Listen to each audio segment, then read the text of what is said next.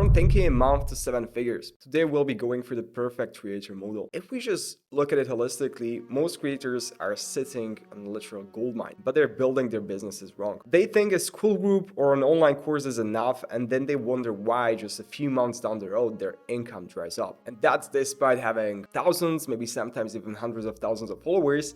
They're still stuck making 10 to 15K a month. For most people, it's life changing. You can quit your job, you can go and pursue whatever your dreams are. But for an influencer with a huge audience, it's nothing compared to what's actually possible. I'll give you an example. Back when I was in college studying at the university, I launched my first community with something like 600 Instagram followers. And in 30 days, we did more than 10K in cash collected. So you can see the Stripe dashboard here. It was in euros, the USD to euro conversion. It equaled out to more than 10K USD collected. And we also had some payments going through PayPal. So that was like additional 1.5K. The point is very simple. You don't need that many followers to actually do a big launch. Right? If they're influencers, if you're an influencer and you have like hundreds of thousands of followers or more than 100,000 followers, and you're still not earning more than, let's say, 50K a month on a monthly basis, you're doing something definitely wrong. A few days ago, I actually met a guy in the gym and he had more than 700K followers on IG and also like more than 1 million on YouTube, like a really popular guy in the fitness niche. He told me like he was making just around like 10 to 15 grand a month. Which I was like extremely surprised about, because like, okay, if you look at his content, like he literally like objectively had one of the best content out there. But if you look at like the earnings, like, oh, like shit, like you have guys that are actually just starting out, beating you within their first month, just how much money they actually earn. That influencer is wildly under monetized, because like with the size of the audience, he should be pulling 7 figures, like a year, and at very least doing 100K, 200K or 500K launches in 30 days. I mean, like launches is what he specifically focus on with our team. Yeah, I mean, like if you have an audience of, let's say, a few 100,000 guys following you, you've been building it out for a few years, the huge potential you have is like a huge depository of warm audience. Like you have cold leads, you have cold audience, those are guys that have never actually seen you. And then on the other hand, you have actually like a hot audience or a warm audience. And this warm audience, like those are guys that are ready to pay you because they're not just someone who just stumbled on your content right now. They've been listening and watching your videos for already quite some time, and perhaps you have helped them already solve some of their problems that they had. That's the reason why when you actually give them an opportunity to work with you more closely or help them to solve their problems more completely, they're unwilling to give you whatever they have. So I would just summarize this in a way where the truth is that it's not about just the audience size. It's more about the strategy that you employ. That's what we're pretty much going to be going through in this video. So by the way, this is exactly what me and my team do. We run launches for creators with more than 500,000 followers. We only take 2 to 3 new creators every quarter. I mean, like we have dozens of people apply every single month, but like the thing is that we really choose the people who we work with, because we're not just guys that you're going to hire and that you're going to fire in the next 30 days. We really want to be the guys that are going to, like do the launch for you and then take you to an evergreen funnel.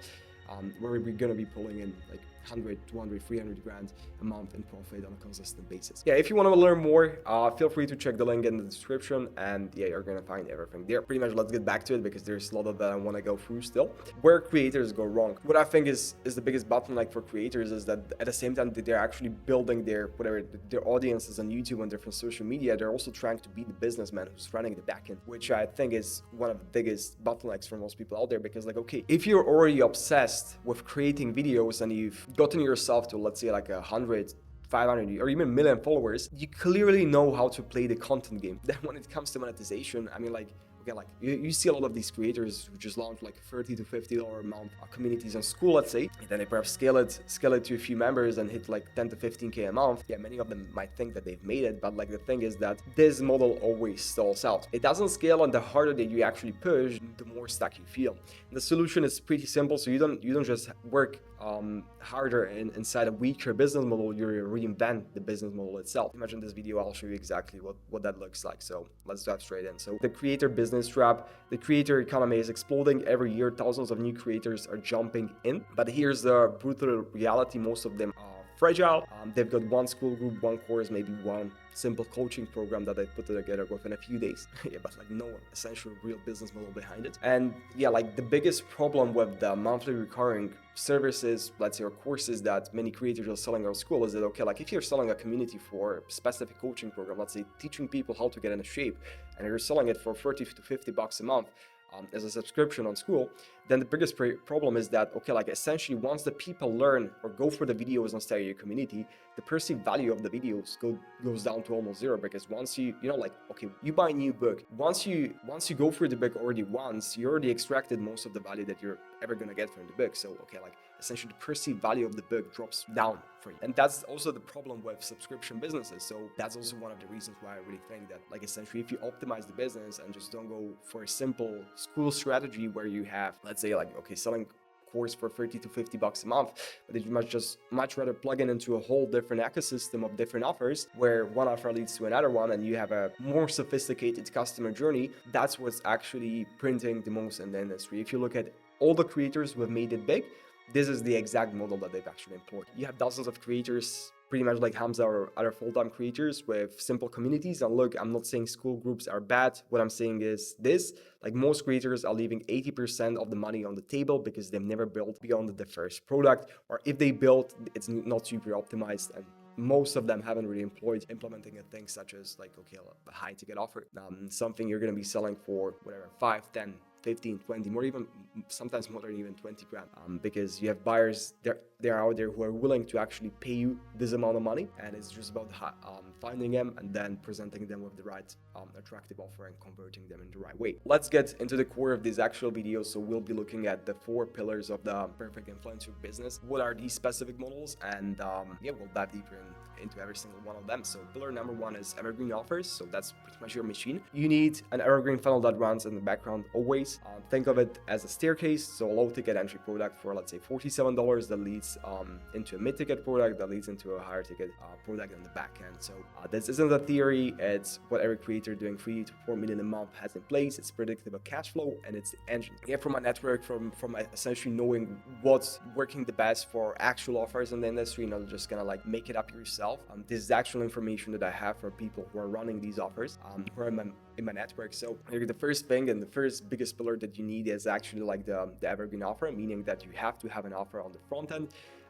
that acquires customers. So imagine it like, okay, what are you actually going to be running on ads? If you are running ads to cold traffic, you have to give them like a ridiculous offer, maybe as Hormozi would say, an offer that no one could say no to. Like irresistible offer in a way. These offers, you have to offer much more value than the price that you offer. I mean, some people are saying that, okay, you should be offering these offers for free, like a lead magnet or something, and then perhaps, okay, have different upsells in the upsell path of the funnel. What I would say, like, okay, you can experiment with this, but from what we actually found out is that, okay, if you offer something for free for the guys, you will attract a whole different part of the audience, of the clientele, where, okay, they would be expecting to get everything for free for you. On the other hand, if you offer something on the front end for a very discounted price, okay, like let's say you will offer them a pretty significantly valuable product for, let's say, $7, $17, or $27. So the perceived value would be much higher than at the actual price that they would end up paying.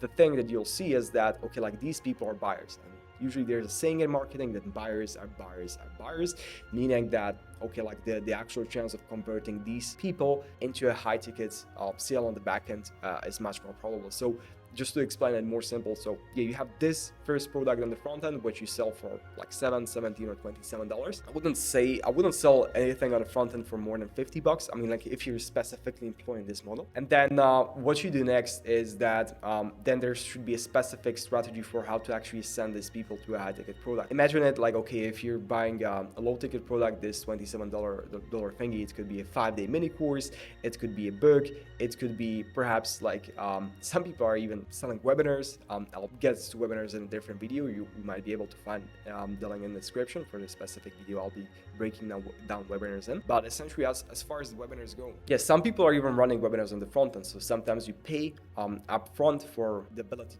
to actually even come to a webinar, or on the other hand, you are presented with a mid-ticket offer. So let's say you buy something for $1,000, and then within the period of 7 days, you're guided through a specific sales process, employing both setters and closers that actually then help you to ascend to a high level product. Yeah, that's evergreen offers. Evergreen offers should be always there. They should be kind of like a thing that's always being presented to your audience or to new cold audience. And I guess like the best thing that you can do here, like essentially one of the biggest benefits of running an evergreen offer is that you're running into cold audience, meaning that you're actually growing your brand at the same time as you're like turning profit. So if you're growing your social media or something like that, it's actually very great for you because you're growing your audience, building trust with your customers, and at the same time. Now, pillar number 2, which is organic growth. So your reach. The second pillar is your organic machine. Content is your multiplier, but you don't have to do it alone. Use Clippers to repurpose your content, to shout outs, to buy attention from other pages. That way you feel your free traffic machine is always filling up the funnel without you grinding on a hamster wheel. So I would just say that, okay, like free, it's not fully free. Both Clippers as well as shout outs, they cost something, but at the same time, the amount of effect or the amount of results you're able to generate from these vehicles is quite significant. So if you look at the entire, let's say, make money online niche, you have quite a lot of guys in the industry using shoutouts, or that has been the vehicle that has blown up really quite a lot of creators, and it was one of the best vehicles for growth not that long ago. You had guys like Paul Halsey or Razvan, a lot of other guys on social media actually blow up with this, and the premise is simple. You're just gonna pay other pages to promote your specific posts, and then you can like funnel the people who come to your profile to actually go ahead and they message you a specific keyword. You offer something free for them. So let's say, okay, I will offer you free 10-page PDF or mini course or 2-hour trading video or 3-hour trading video. Like all of these are hooks so that you actually, like get the attention of your buyers. And then as you send it, you start a conversation, you start the conversation with the client in the actual chat, and then you have setters specifically DMing with these clients that you actually onboard, like the leads that get inside your DM funnel. So yeah, that's about it. And for organic growth, Clippers, there'll be a whole separate video for how to actually use Clippers, who are Clippers, and how to get the most out of them. So Clippers are also a huge and a very advantageous strategy to use right now.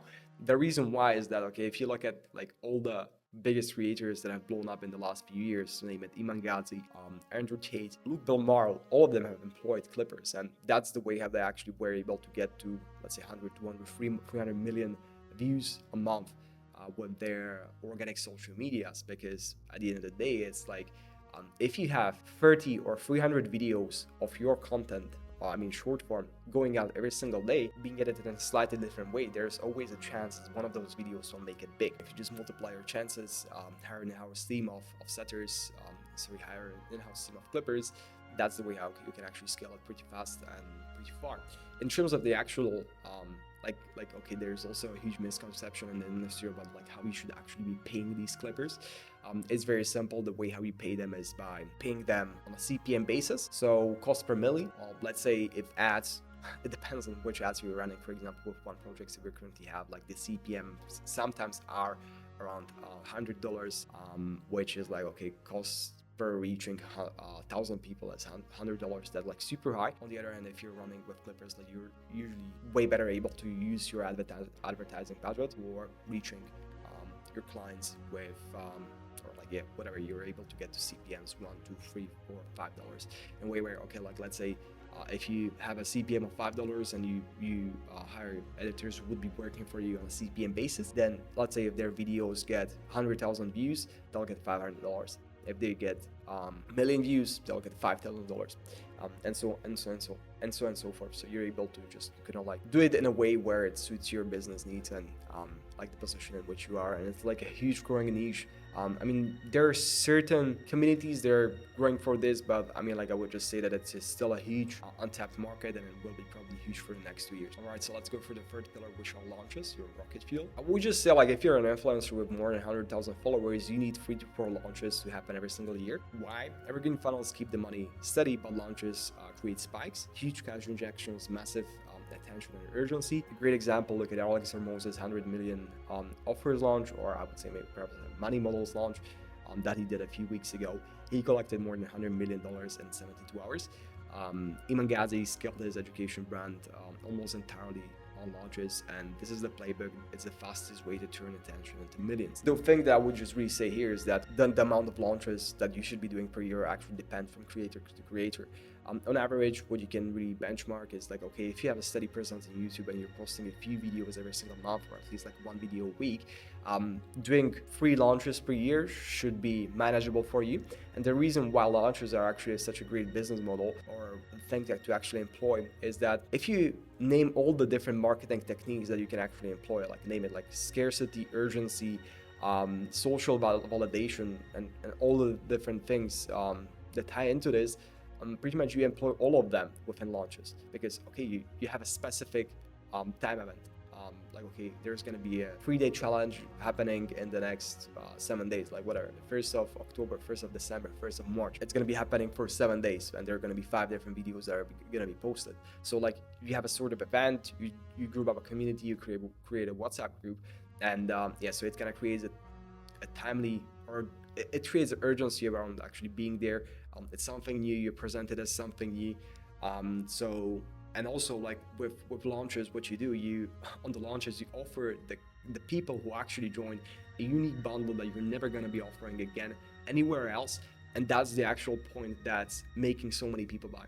And also you can experiment with money back guarantees, which usually increase the actual take rate. So yeah, this is actually the way how we can get to like 0 to 100, 200, 300 grand a month in the next 30 days, and that's exactly what we specialize in. So yeah, if you want to learn more, just simply go down and book a call with me. I'm still answering the calls, so, or just shoot me a DM on Instagram. I'll be very happy to go through it with you.